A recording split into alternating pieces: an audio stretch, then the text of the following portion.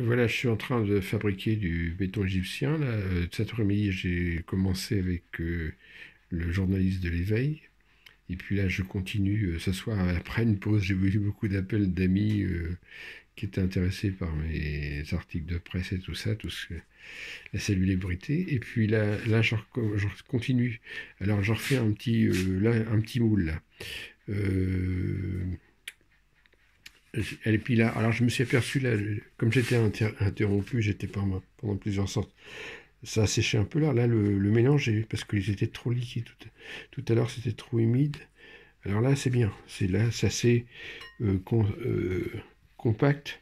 Ça va être bien pour mouler, parce que d'après ce que j'avais vu de Joseph David Ovitt,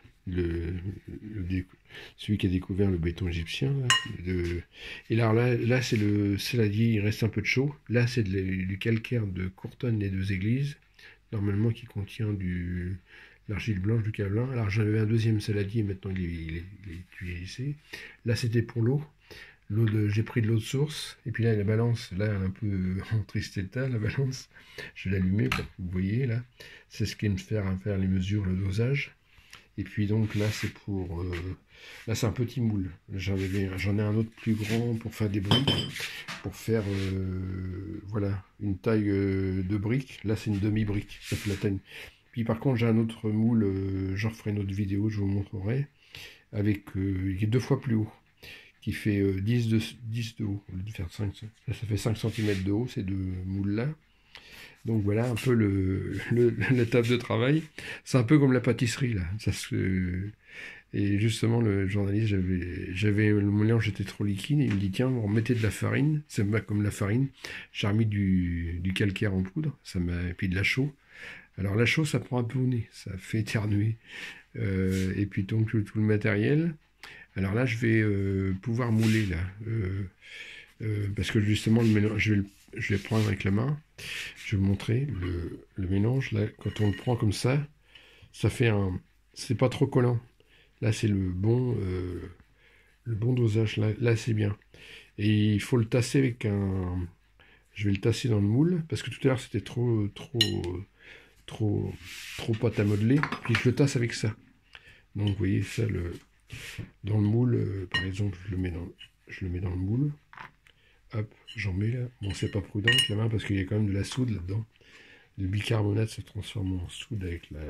Il a fallu que je mette des gants. Et hop, là, je tasse avec le. En fin de compte, euh, c'est comme le.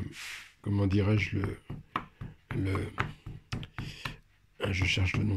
C'est la dame, ça s'appelle une dame. C'est une dame en bois là. C'est pour tasser le mélange, pour pas qu'il y ait de l'air, quoi. Je continue là, donc vous voyez ce que ça donne. Alors là, justement, alors par contre, quand il est plus sec, il y a risque qu'il y ait des jours, quoi. Il faut bien tasser.